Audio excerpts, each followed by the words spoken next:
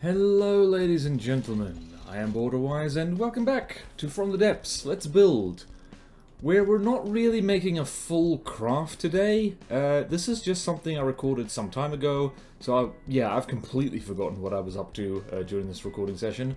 But it's basically pretty damn cursed CRAM Tetris, so for a start, it's the usual cramped Tetris, which I'm so fond of doing and which is kinda terrible, let's be honest. And only real advantage is that it's great for getting guns that all have exactly the same firing rate. And even then, like, if you stuff it up even slightly, that doesn't work. But, more importantly, compartmentalized turret. So, ever since fighting the Titan Slung against Gmodism's... Oh jeez, the wood packing. Ever since fighting the Titan Slung against Gmodism's Draconia, which has a compartmentalized railgun turret in it, I've been wondering, like, if there is any merit to this. The short answer is maybe, but almost certainly not any advantage that's better than, you know, just having a proper volume-efficient turret. So don't take this as a guide of how to do CRAM cannons or turrets or anything like that.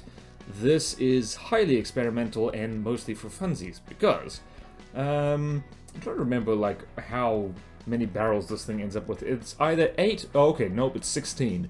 So basically, this is a 16-barrel CRAM turret, in which every single CRAM system has identical stats, so to speak. So it's got that little...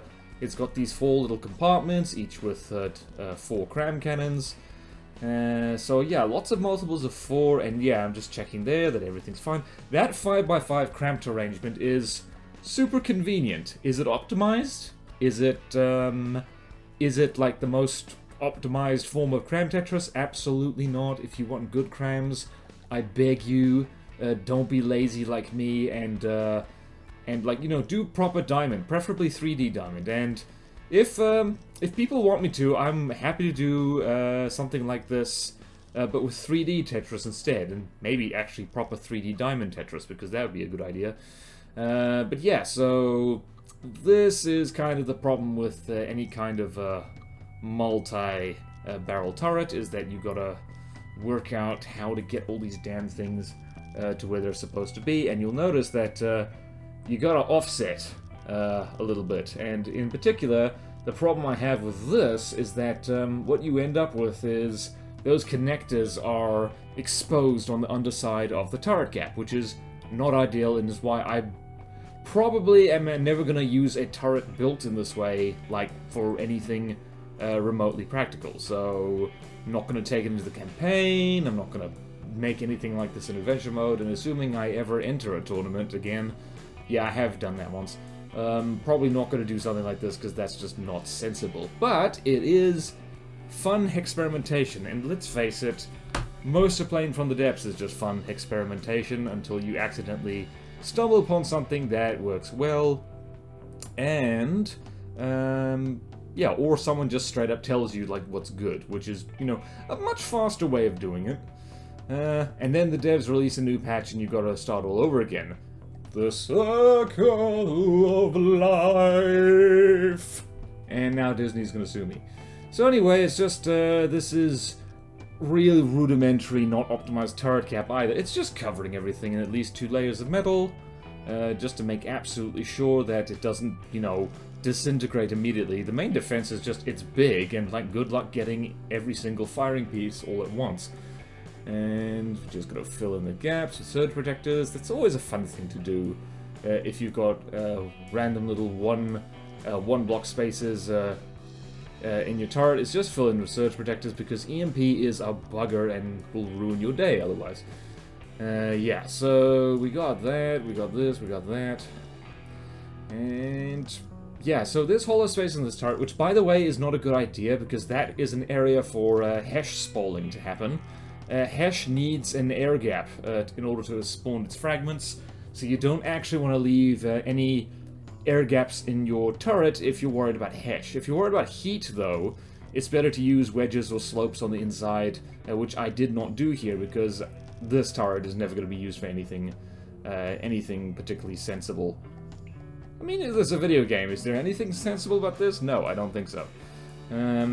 I guess a more practical version of this turret would be, well, would be absolutely nothing like this. Like, for the same volume that this turret takes up, you could make a pretty powerful 4-barreled cram cannon, 2-barrel cram cannon, using standard diamond.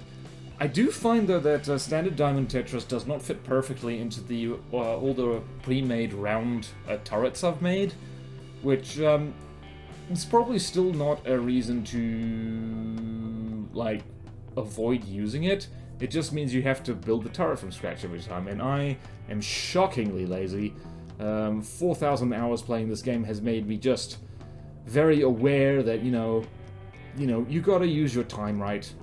Or just, you gotta spend your time on things you want to spend time on. So, I really want to build a good cram cannon. Sweet, I do know how to make a pretty decent cram cannon.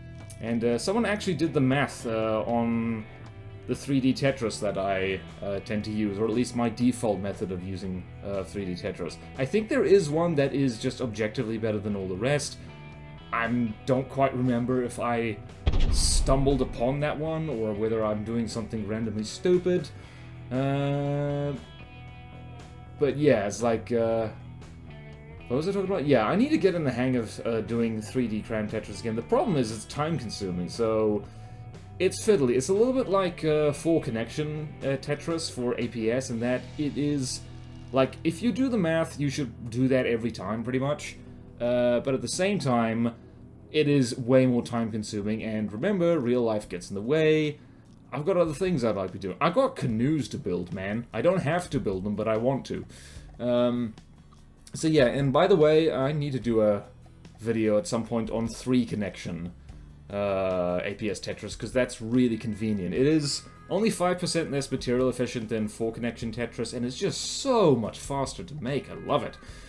By the way, the reason I was just using portholes and glass around both the camera and the camera tracker on either side of this turret is sheer laziness. If I really want to be optimized, you wouldn't need to put portholes around the camera itself. And what are we trying here? We're trying to do... Oh yeah, I wasn't bothering with gauge increases at all here. And interesting enough, this... even though this thing spams 16 quite small, crappy shells, it actually does kind of okay against a Kraken. By the way, I should probably do a video on itself. It's like stages of testing your cram cannons against things that have active defenses. So, step 1 is the Kraken. If your cram cannon cannot put a dent in a Kraken and get past the Sea-Whiz on it, you should probably scrap it. It's really not worth it. But if it can do a Kraken, next step is the Alcazar. I'm just setting up the synchronization for this because, yeah, it's just fun. Synchronized cram cannons that go ba-da-da-da-da-da. But anyway, so after the Kraken, I usually test on an Alcazar, because an Alcazar has a fairly strong lambs, and as I'm so fond of telling people, the Onyx Watch has a habit of spamming the Alcazar, so you'll probably end up fighting them a lot if the conditions are right in the campaign. And then after the Alcazar, I like to skip straight to the Megalodon, because the Megalodon has a really, really strong lambs, and so if your cram cannon can get through a Megalodon's lambs on its own, you know it's strong, you know it's good, you know it can deal with almost anything, or at least in the Nita campaign, almost anything. Like, stuff off the Steam Workshop and, like, actual user-made designs, who knows? Like, there's, like, the limit is actually your PC, for the most part. I think I actually end up tweaking the fuses on this turret, because the shells actually can penetrate much further than what they're doing. But every so often you get shots like that. Do I tweak the fuses? I'm not sure if I tweak the fuses. What are you doing, mate? What are you doing, past BorderWise? Tell us your secrets. Tell us your secrets, or else. Or else. Oh, I know what I'm doing. I'm making the entire thing taller. I'm like, you know what would be really cool? This, but bigger. I see your game, you rogue. Oh, dear. There we go. And so, thankfully, it is quite convenient to make turrets taller. This is checking. Alright, so shells are stronger and taller like that. So That's nice and big. And now it's, what are you doing? It's just testing stuff, testing against the Kraken again. It did find it could do better. Let's see, what's that going to do? Absolutely nothing, because it missed. So that is a problem with cram cannons. I've always liked to chuck shade on cram cannons, and like, they're the best, worst weapon in the game, really, because they're super fun. And it's very satisfying when they do their job well, like that, for instance. But the problem is just they're the least versatile weapon system in the entire game, so you can't really play through the whole game with them, at the very least not easily. Like, if you roll through the campaign, like, with just advanced cannons and lasers, you'll be absolutely a-okay. You will not break a sweat, like, any more than usual, anyway. So it's just, you can see the material per firepower there is absolutely awful. It's like 1,700 materials per firepower. But bear in mind that I don't think that the firepower count of that takes into account pellet sharing, so it's a little bit inaccurate when cram cannons are sharing pellets. So it's actually way more material efficient than it initially appears, and I have no idea how to do the math on that. I have really absolutely no idea. And now I'm just messing with camo, just for giggles, I guess. Yeah, Arctic 2, or what do you do? Arctic, which one? So just saving it right there.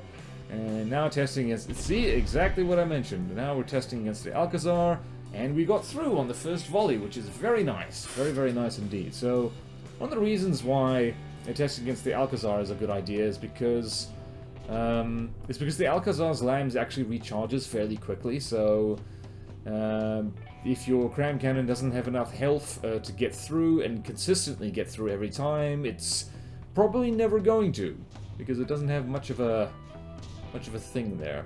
So this is a little bit underwhelming. Like, the Alcazar is annoyingly takes an annoyingly long time to destroy, simply because there's a lot of empty space in it. So what are you doing now? Oh yeah, spotted a thingy. Right. I'm pretty sure that that is a terrible idea to have connectors exposed on the inside of the turret there. Yeah, you do get shells poking through on the other side there. So now, natural escalation of things that'll happen is, what happens if you use two of them? And I remember there at one point I was like, okay, I will. And it's just setting up the synchronization on the second gun, because remember, the ID is very specific, so you gotta do that thing. Also, I should have mentioned before, in case people didn't see, the cramped Tetris in there, the whole point is that it's rotational symmetry, so that central 4 squares of connectors and packers is kind of rotating in a circle, if that makes sense. The packers are pointing, like, if you're looking at it from the front, it's like left, backwards, right, forwards, if that makes sense. I have done a tutorial that talks about cramped Tetris and how good/bad it is. It's mostly bad. Like, I do it mostly because I find it fun, and it's because it's just weirdly... It's like, it's also good because it can fit into spaces that Diamond Tetris doesn't use entirely, which means it's like, it's not more volume efficient, because it kinda isn't. Do the math, it's not more volume efficient, but it does fill up the space nicely, which I guess is satisfying to some. So yeah, now we're seeing here that we're doing quite nicely now that there's 2 of them. Yeah, there is kind of potential for cram spam.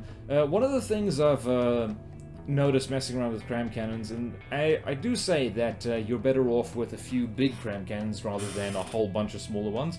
Now we're testing is the tier, and this is fun. The tier, I think, doesn't even have a lamp system at all anymore. At least I don't see it firing. It does have a wicked Seawiz, though. But yeah, the cram spam, the advantage of it is that the material cost per shell is much lower. Yeah, material per firepower per shell is much lower if you use smaller cram shells, so it arguably burns less materials per firepower, but it's still not a super good... Alright, so this is where I just kind of wanted to test... oh no, actually I wanted to get a good screenshot to end on. So yeah, the video is probably gonna start playing at some point, and I got a screenshot right there. So yeah, that's basically it for this cursed CRAM turret. Let me know if you want to see more things like that. It was quite fun to make. Like, here's the thing, is like in From the Depths, you gotta do what's fun. Don't always do that which is like, you know, the thing that is ultimately optimized and all that stuff. Unless that is what you find fun, in which case, go for it, and feel free to share your findings, because that is helpful for us filthy casuals who just want to make pretty boats that go boom. So, thank you all so much for watching. Please like, comment, subscribe if you want to see more videos like this. Support me on Patreon or YouTube membership if you like.